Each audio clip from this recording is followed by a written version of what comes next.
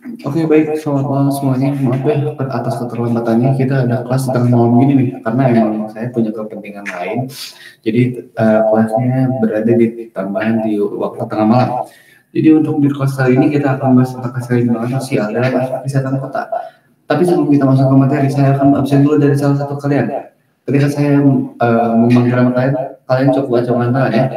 Oke, yang pertama Muhammad Aditya. Oke, baik. Saya Tio Wibisono. Oke, baik. Terima kasih. Fadli Maulana. Oke, baik. Terima kasih. Dan terakhir ada April Ananda. Ya, baik. Nah, jadi untuk materi kali ini kita akan membahas tentang keseimbangan sosial dalam aspek kesehatan. Ya, di mana kesehatan kota tidak hanya tentang fasilitas medis atau angka harapan itu. Lebih dari itu, ia mencakup keseimbangan sosial yang memastikan semua lapisan masyarakat memiliki akses yang setara terhadap lingkungan yang sehat, fasilitas umum, dan peluang untuk menjalani hidup yang berkualitas. Namun, bagaimana cara kita menciptakan keseimbangan sosial dalam aspek kesehatan kota? Pertanyaan ini adalah yang menjadi inti pembahasan kali ini. Oke, jadi ada yang bisa menjawab nggak penjelasan sustainable city dan kaitannya dengan topik tersebut?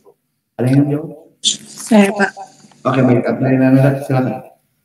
Konsep sustainable city atau kota berkelanjutan ini adalah kota yang dirancang untuk memenuhi kebutuhan saat ini tanpa mengorbankan kemampuan generasi yang akan mendatang. Elemen utama dari kota keberlanjutan ini sendiri meliputi lingkungan yang bersih, akses transportasi yang efisien, penggunaan energi terbarukan, dan keterjangkauan fasilitas publik. Kemudian dalam kaitannya dengan kesehatan kota, konsep ini berusaha menciptakan lingkungan yang mempromosikan kesehatan fisik dan mental warganya, sambil memastikan bahwa tidak ada satupun kelompok masyarakat yang tertinggal, Pak. Oke, baik. Bagus sekali jawabannya. Yang kedua itu, ada nggak sih contoh studi kasus yang menjelaskan tentang materi tersebut? Ada yang ingin menjawab? Saya, Pak, ini mencoba. Aditya, tolong jawab. Untuk studi kasusnya itu berada di kota Chayong di Cina. Jadi kota ini tuh menghadapi tantangan berupa penurunan populasi dan aktivitas penduduk di beberapa wilayahnya. Dalam studi yang dilakukan, penelitian menggunakan big data seperti peta panas Baidu dan algoritma pembelajaran mesin untuk menganalisis hubungan antara elemen ruang fisik dengan aktivitas penduduk. Fokus penelitian ini adalah bagaimana campuran fungsi ruang seperti hunian, rekreasi, dan kerja dapat memenuhi tingkat aktivitas penduduk serta mendukung kesehatan mereka. Nah, hasil penelitian ini menunjukkan bahwa tingkat campuran fungsi ruang yang seimbang dapat meningkatkan interaksi sosial, mengurangi stres, dan menciptakan lingkungan yang lebih sehat untuk semua lapisan masyarakat. Oke, baik sekali jawaban dari Aditya. Terima kasih atas jawabannya.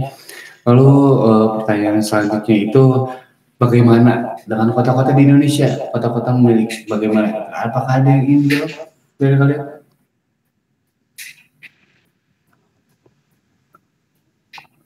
Mungkin untuk kesiapan kota di Indonesia itu kita itu memiliki peluang besar untuk menuju era berkelanjutan, Pak. Namun tantangannya seperti urbanisasi cepat, ketimpangan, akses fasilitas menjadi suatu masalah yang harus segera diselesaikan.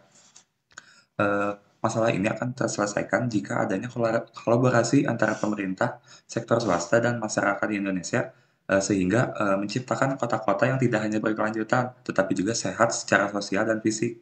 Sudah saatnya kita bergerak menuju masa depan yang lebih baik untuk semua rakyat Indonesia. Menurut saya seperti itu, Pak. Baik, bagaimana sih Tio Wibisono? Saya mau memberikan benefit dari sustainable city terhadap kota sehat, Pak. Oke, baik sekali. Bagaimana benefitnya sih Tio Wibisono? Tolong jelaskan. Kalau untuk penerapan konsep kota berkelanjutan ini, Pak, memberikan banyak manfaat bagi kesehatan kota, Pak, yakni peningkatan akses terhadap ruang terbuka hijau dan fasilitas olahraga. Terbukti dapat menurunkan angka penyakit kronis seperti obesitas dan hipertensi. Lalu yang kedua, integrasi transportasi publik dan jalur pejalan kaki menciptakan kebiasaan hidup yang sehat. Lalu yang ketiga, desain kota yang inklusif mendorong interaksi sosial yang lebih baik mengurangi kesenjangan sosial dan meningkatkan kesejahteraan mental warganya, Pak. Seperti itu. Oke, baik sekali. Terima kasih ya Tio Wibisono sudah memberikan benefit dari materi tersebut. Mungkin dicukupkan ya untuk kelas tambahan malam kali ini. Baik, selamat malam. Selamat malam. Selamat.